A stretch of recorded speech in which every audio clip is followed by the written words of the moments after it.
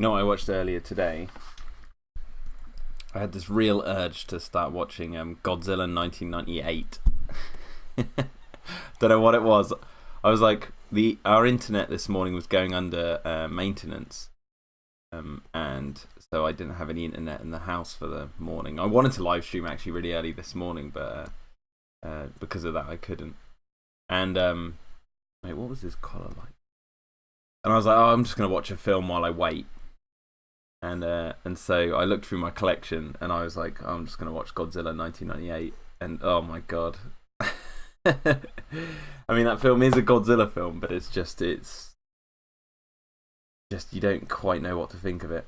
It's so aware of itself at the same time as being quite serious in parts.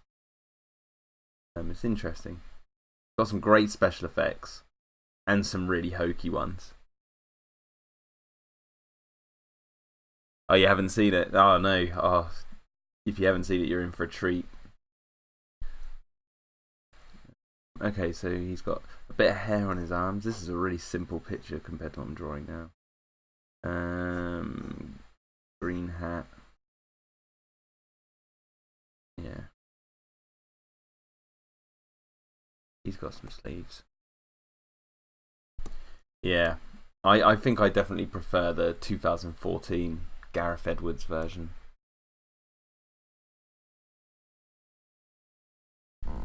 That film genuinely makes you feel like the monsters are out there in the world. Like, they sell the realism of it really well.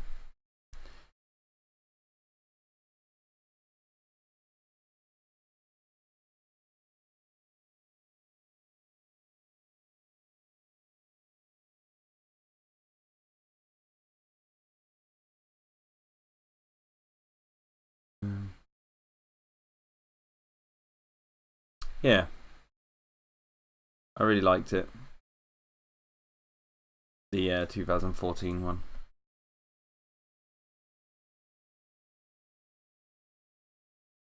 That said, the only thing I would say I don't like about it is the title. I think it should have been called Godzilla versus Mutos or something like that. Because just calling it Godzilla was a bit misleading. The story wasn't about him as such, or her, or whatever gender it is.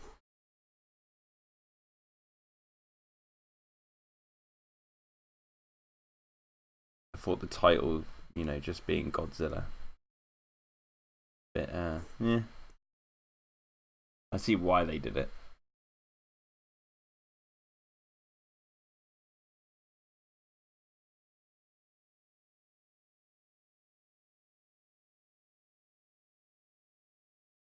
And I know a lot of people complain about Bryan Cranston's character being killed off too early.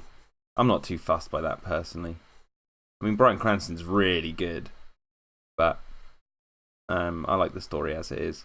But I feel like that when he dies off, he says to his son, played by Aaron Taylor Johnson, Ford, he says, get home and rescue your family, and or get back to your family at any cost. And then that's what the film's about. It's a really simple story, and wherever he goes, he gets caught in the middle of these horrendous situations.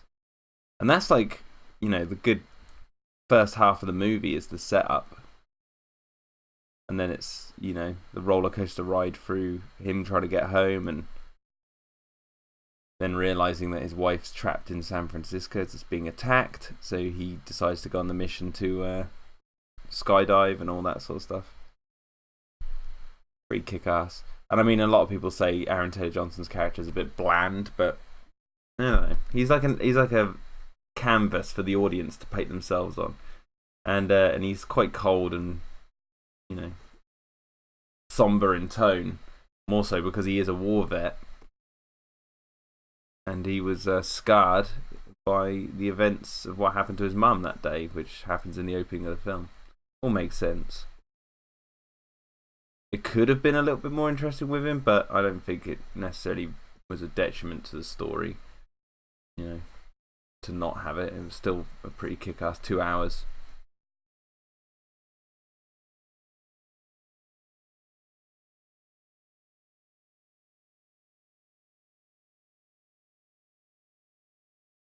But the 98 Godzilla, oh my god. I honestly don't even know where to begin. Like, I really love the special effects in it. Like, some of them are really bad towards the end with the babies. Like, the CGI is not held up. But that's really it. The rest of the film, like, Godzilla looks really good. All the models and the animatronic shots look pretty good.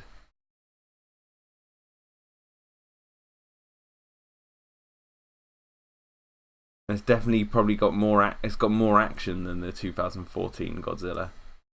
But my god, the characters just suck ass.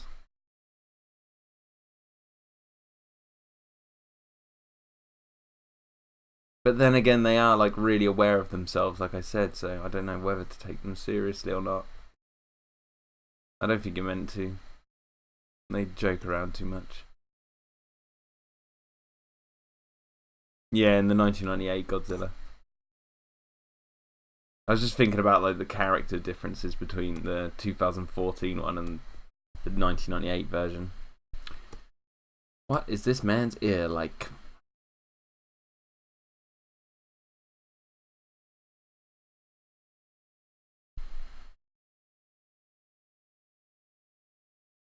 Line. Okay. Let's grab these colours. Let's grab them from this one.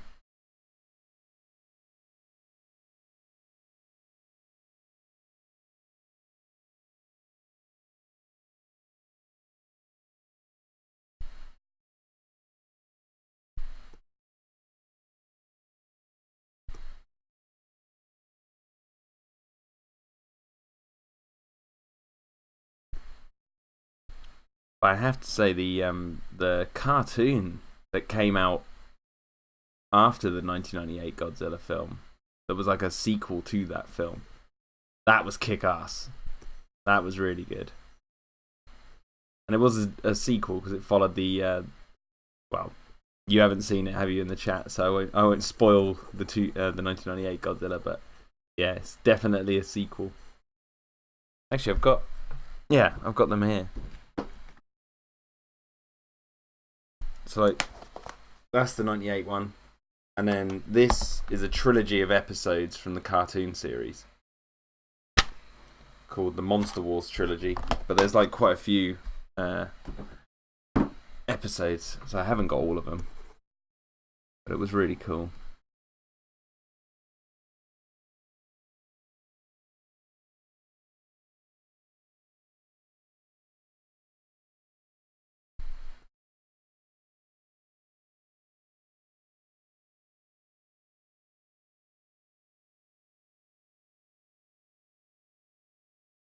Okay.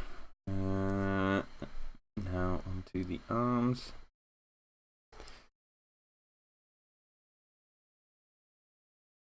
So I don't know how long people have been watching the stream, but earlier today I was streaming and I did this character here. Where is it? Him there. That's what I did in an earlier stream. And then these are all going on this frame, which even though I've done this big wide shot, I'm going to zoom it into about here. Maybe here. And it's going to be like a security camera. And then all the characters are like walking down here. But the thing is, I've got to add more detail into the backgrounds and stuff. No, these characters do not have names yet. I've just called them B and C at the moment, because they're in order of like where they're going to be on here. And like, I'm not making this up as I go, because I did really rough sketches of like the poses I wanted them to be in. And then I've got one stuck up next to the laptop screen that is this guy. So if I put Photoshop on, yeah, you'll see you can compare the differences. There you go. Oop, I get the angle right.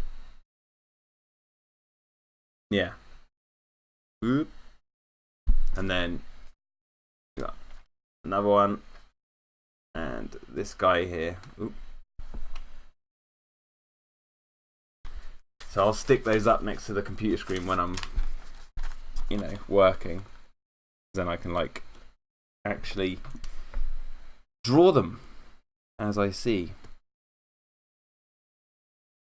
But I want to capture that kind of 90s cartoon feeling to their like look, but also keep it my own sort of style as well.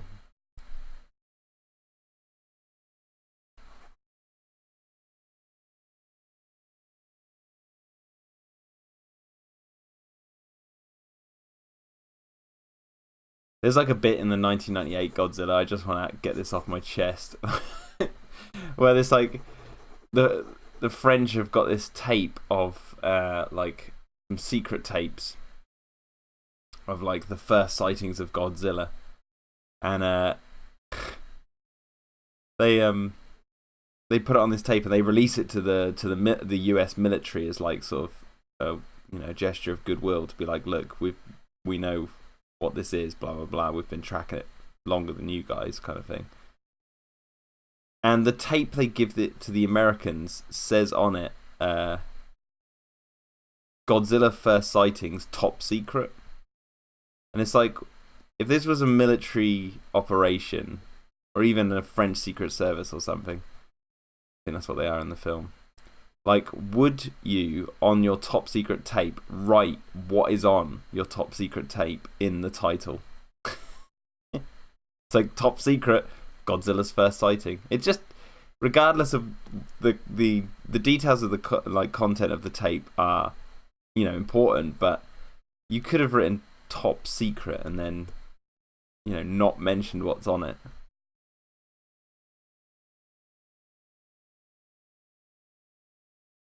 I thought it was quite funny because it's like kind of like spoilers with films today. Yeah, but you would give it a code name or something. You wouldn't just say what it is exactly. You'd give it like, I don't know, code name Owl Dung or something. Like, you wouldn't just write what it is.